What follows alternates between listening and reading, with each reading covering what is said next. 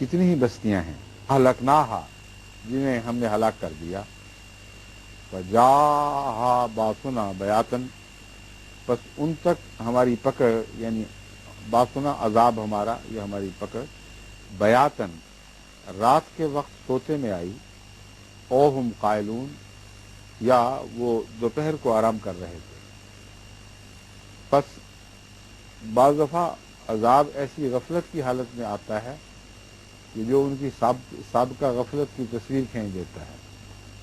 ساری عمر جو لوگ خدا کے ذکر سے سوتے رہے ہوں، غفلت کی حالت میں رہیں، ان کے لیے ایک برمحل جواب یہ ہے کہ سوتے ہی میں اٹھا لیے جاتے ہیں۔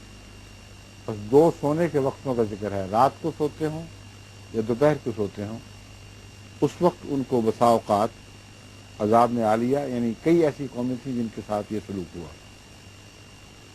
فما کان دعواہم اذ جاءہم باسنا، بس یہ نہیں کہ سوتے سوتے میں اٹھ گئے ہیں، آنکھیں کھلی ہیں، گھبراہٹ ہوئی ہے، جب عذاب کا زلزلہ مثلا آتا ہے، جھٹکا لگتا ہے اور پتہ ہے کہ موت سامنے کھڑی ہے، تو ایک کچھ شعور کے لمحے ضرور موت سے پہلے نصیب ہو جاتے ہیں۔ تو اس وقت ان کا دعویٰ کیا تھا؟ فما کان دعواہم اذ جاءہم باسنا، جب ہمارا عذاب ان تک آیا، ان کے پاس پہنچا تو کیا دعویٰ تھا؟ اس کے سوا کچھ نہ تھا، الا ان قالوا انا کنا ظالمین، یہ کہہ سکے کہ ہاں ہم ضرور ظالم تھے، یعنی اپنے ظلم کا اقرار کر گئے جانے سے پہلے۔ لَقُصَّنَّا عَلَيْهِمْ بِعِلْمٍ وَمَا كُنَّا غَائِبِينَ، ہم ضرور ان کو ان پر کھول کر بیان کریں گے، نقصنا بیان کریں گے، بعلم علم کی بنا پر، وما كنا غائبین اور ہم غیر حاضر تو نہیں تھے۔ مطلب ہے کہ جواب طلبی جو ہے وہ لا علمی کے نتیجے میں نہیں ہوگی، کیونکہ ہم تو ایک لمحہ بھی غائب نہیں رہے، یہ ان پر حجتیں تمام ہوں گی، گواہ موجود ہوں گے، ایک عدالت لگے گی۔ بسا اوقات ایک جج کو علم ہوتا ہے کہ کیا ہوا ہے، وہ پہلے ہی کاغذات پڑھ چکا ہوتا ہے، مگر سوال پھر بھی کرتا ہے۔ تو خدا تعالیٰ تو ہر وقت حاضر ہے، ایک لمحہ بھی غائب نہیں ہے، اس لیے سوال کرنے کا مقصد ان پر حجت تمام کرنا ہے، اور پھر پوچھنے کے بعد ان کو بتائے گا۔ اس سوال جواب کے باوجود بھی کئی لوگ بعض باتوں میں ایسے غفلت میں پائے جائیں گے، تو اللہ فرماتا ہے ہم بتائیں گے ان کو، انہوں نے ہمیں کیا بتانا ہے، ہم تو حاضر تھے ہر وقت۔ سوال جواب کا مقصد اور ہے، اور جہاں کوئی کمی پائی جائے گی وہاں خدا خبر دے گا نہیں تو یہ جھوٹ بول رہے ہو، ایسا نہیں ہوا تھا۔ اور اس کی مثال دوسری آیات میں کھلم کھلا موجود ہے۔ اللہ تعالیٰ فرماتا ہے وہ یہ کہیں گے کہ نہیں ہم نے تو نہیں یہ کیا تھا، اللہ کہے گا بالکل جھوٹ، تم نے کیا تھا، یہ ایسا ہی ہوا تھا۔ بس آخری جو فیصلے کا انداز بیان فرمایا گیا ہے وہ بتاتا ہے کہ لا علم کا فیصلہ نہیں ہے جو گواہیوں کے بعد باخبر ہوا ہو، بلکہ ایک باخبر کا فیصلہ ہے جو گواہوں سے بھی زیادہ باخبر تھا۔ وَلَقَدْ مَكَّنَّاكُمْ فِي الْأَرْضِ، اور یقیناً ہم نے تمہیں زمین میں طاقت عطا فرمائی، تمکنت بخشی، وَجَعَلْنَا لَكُمْ فِيهَا مَعَائِشَ، اور ہم نے اس میں تمہیں زندگی کے کئی قسم کے سامان عطا کیے، یعنی ذرائع معاش عطا کیے۔ قلیلا ما تشکرون، مگر بہت تھوڑا ہے جو تم شکر ادا کرتے ہو۔ اب یہ تو سب کا مشترک تصور ہے کہ ایک جنت سے آدم کو نکالا گیا تھا، فرمایا کہ اس جنت سے تم بار بار نکالے جاؤ گے، تو ہر دفعہ شیطان تمہیں دھوکہ دے گا۔ آگے فرماتا ہے انہو یراکم ہوا وقبیلہ من حیث لا ترونہم، شیطان تمہیں وہاں سے دیکھ رہا ہے، اور شیطان کے ساتھی اور اس کے چیلے بھی، جہاں سے تم ان کو نہیں دیکھتے۔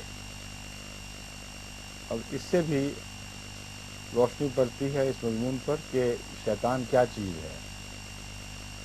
شیطان سب سے اول جو انسان کے خون میں جو برائی کا رجحان بھی پایا جاتا ہے، نیکی کا بھی اور برائی کا بھی، نیکی کا غالب ہے، برائی کا مغلوب ہے، اس لیے برائی کے وقت انسان کو کوشش کرنی پڑتی ہے، طبعاً نیکی سرزد ہوتی ہے، اس میں کوئی تکلیف نہیں، لیکن برائی ابتدا میں جب ایک انسان بدی کی طرف مائل ہوتا ہے تو ضرور ضمیر کی آواز کے خلاف چلنا پڑتا ہے۔ کوئی دنیا میں ایسا انسان نہیں ہے جو ضمیر کی قدر مشترک نہ رکھتا ہو۔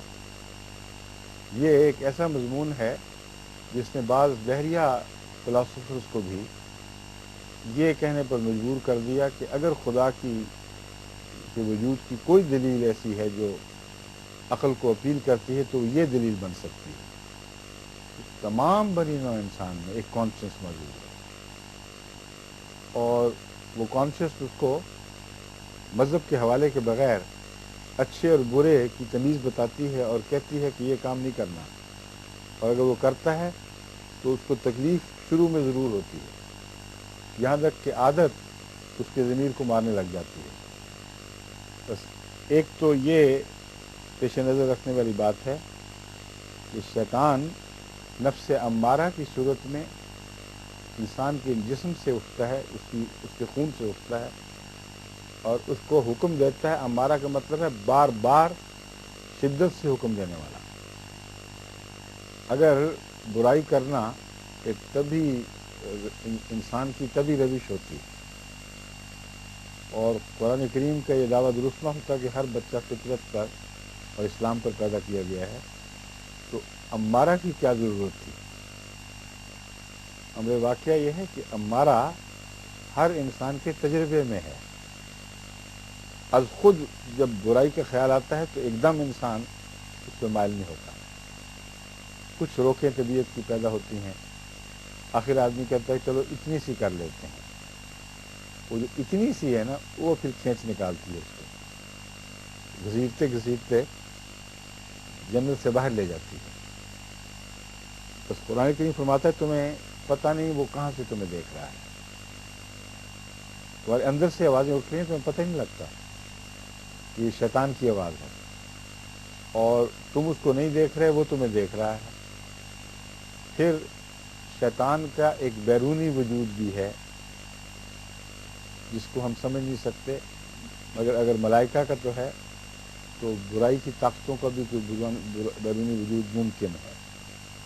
اور آغاز میں جس شیطان کا ذکر ملتا ہے تو معلوم ہوتا ہے ایک بیرونی وجود بھی ہے۔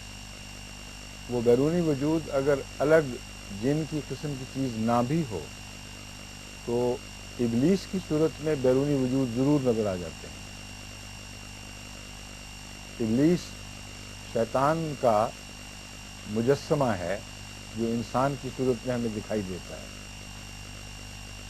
اور وہی ہے دراصل جو باہر سے آ کر وسوسے ڈالتا ہے۔ بس دو قسم کے وساوس ہیں، ایک وہ جو نفس سے پیدا ہوتے ہیں اور وہ بھی شیطانی وساوس ہیں، ایک وہ جو مجسم شیطان پھونکتے ہیں دلوں میں اور باتیں پھونک کر پھر آپ پیچھے ہٹ جاتے ہیں، ان کو خناس بھی فرمایا گیا قرآن کریم میں۔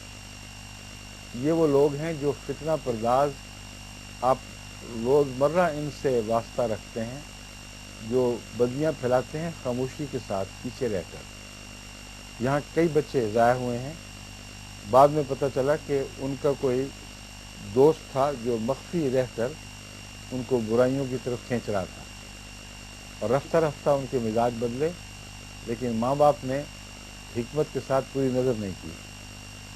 نتیجتاً جب وہ شیطان کے وسوسے میں آ گیا بچہ تو پھر پتہ چلا، لڑکا ہو یا لڑکی، دونوں صورتوں میں آغاز میں وقت ہوتا ہے یہ دکھانے کا کہ یہ کیا ہے۔